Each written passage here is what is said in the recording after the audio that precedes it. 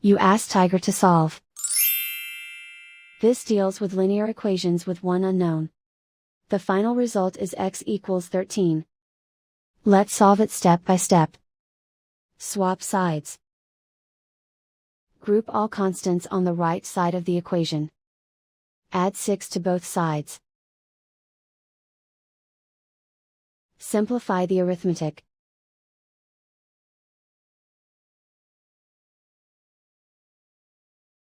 Isolate the x. Divide both sides by 2.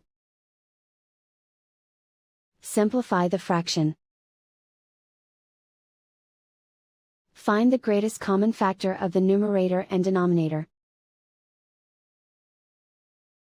Factor out and cancel the greatest common factor.